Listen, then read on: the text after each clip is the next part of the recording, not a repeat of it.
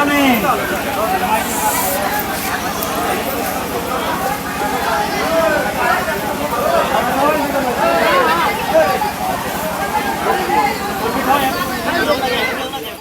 भीमराव अंबेडकर को coat coat नमन और प्रणाम करती हूँ। अंबेडकर जी के जयंती पे दूर दराज से आई हुई दर्शकों के खुशी के स्मरण मात्र से ही स्थावर जंगम जड़ और चेतन का मन मयूर स्पंदित हो उठता है। इस हसीन मंच पे कुछ बोलने से पहले सदा सुहागिन वसुंधरा अर्थात भारत की पावन धरती जिन्होंने संसार के सारे प्राणियों को जन्म दिया, उस धरती मातेश्वरी को मैं बार बार नमन और प्रार्थना करती हूँ कि हे धरती मातेश्वरी, हम अनमनस्त वाले युवा साथियों के साथ साथ ही पूरे ग्रामीणांचल की थोड़ी सी श्रद्धा समापित कर मंगलमय बनाएंगे। इसी सिंह के सामने प्रस्तुत है चल पड़ा है कारवा कुछ राह जाने के लिए, और हर कदम पे नाम है वह नाम पाने के लिए।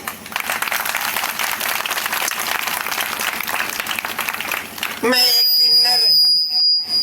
एक किन्नर समुदाय के हवाले से इस मंच से अपनी आवाज को बुलंद करना चाहती हूँ कि हमारे देश में सामाजिक परिवर्तन का तूफान को ज्ञात है। सोने का चिड़िया का पैगाम पाने वाला यह भारत देश या भारत माता क्या कभी सोच भी रही होगी कि देश घृणा अपमान के नग्न के चित्रण किए जाएंगे।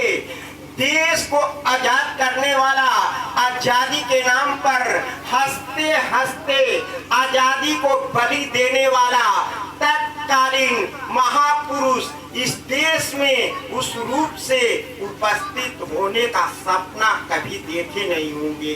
जैसे चक्रवर्ती राजगोपालाचारी, डॉक्टर राजेंद्र प्रसाद, सुभाष चंद्र बोस, खुद्दीराम, भगत सिंह, तिलक, लाला लाजपत राय, महात्मा गांधी, पंडित नेहरू, डॉक्टर भीमराव अंबेडकर, वल्लभ भाई पटेल, गुलजारी लाल नंदा ऐसा पवित्र नाम है इस दुनिया में जो भारत को समझा तथा भारत की हर आकांक्षाओं को तुंग शिखर पर ले जाकर उसका नव निर्माण का संकल्प लिया। आज उन महान पुरुषों के नाम पर ये सफेद लवादा पहने हुए राजनेता आज उसी तरह देश को लूट रहे हैं जिस तरह गोरी ने लूटा, गजनबी ने लूटा, मुगल सल्तनत ने लूटा, अंग्रेजों ने लूटा।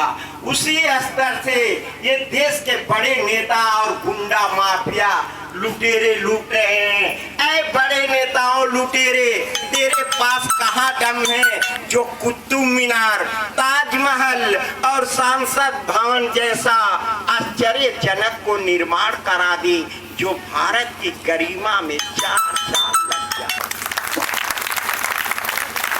इन नेताओं का और माफिया डान का बस मात्र एक ही सिद्धांत रहा है, गरीबों का लूट कर अपना झोली भरना। ये नेता माफिया गुंडा जीत जाते हैं तो इनका जीवन एक राजा का जीवन बन जाता है, जैसे बाबर, हुमायूं, औरंगजेब और शाहजहां का जीवन बन जाता है। ये नेता जीतने के बाद फूटे हुए आईने की तरह गरीबों की गरीबी और मजदूरों की मजदूरी के तरफ एक नजर नहीं डालते। इन नेताओं का बस मात्र एक ही सिद्धांत रहा, ये नेता सरकारी खजाने से निकला हुआ पैसा, ये नेता और गुंडा माफिया 25% खर्च किए होते तो हमारे देश की गरीबी कभी मिट गई होती और भारत सोने का चिड़िया का सत्कार बना। हम किन्नरों का कौन है? न भाई है, न बहन है, न हवेली है, न सिनेमा घर है। हम किन्नरों का बस मात्र एक ही सिद्धांत रहा है, भारत की जनता का आवश्यकता है और भारत का सोने का चिड़िया का सच्चा लवादा पहना। ये नेता और माफिया डान मंच पर एकता की आवाज को बुलंद करते हैं और मंच के नीचे लोगों को बांट देते हैं। ऐ बड़े नेताओं, लुटेरे और माफिया डान, इसे मैं स्वीकार नहीं करती। कहती हूँ कि गीत एकता की ये कैसे गाऊंगी और ये आचरण अपना कैसे छुपाऊंगी। गर हो गई देश में एकता तो ये मंगी और नेहा कहाँ जाए। गर हो गई देश में एकता तो ये मंगी और नेहा कहाँ जाए। डॉक्टर भीमराव अंबेडकर जी 7 आश्चर्य विद्वानों में एक आश्चर्य विद्वान थे। कोई नहीं जानता था कि गुदड़ी में सोया हुआ माई का लाल एक दिन जाग उठेगा और भारतीय संविधान को। बाबा साहब डॉक्टर भीमराव अंबेडकर संविधान लिखने के बाद अनेक पुस्तकें लिखी और विश्व तक गया और उनको भारत के रत्न के नाम से दर्शाया गया। संविधान लिखने में 2 साल 11 महीना 18 दिन लगा और संविधान लागू हुआ 26 जनवरी 1950 में और पूरे भारत वर्ष राष्ट्रीय गणतंत्र घोषित हुआ। ये लिखा है। हम इस परिवार से लगाव रखती हूँ। अंबेडकर जी की बड़ी लंबी कहानी है। ये नेता अदब के और पर्दे के अंदर बोलते हैं।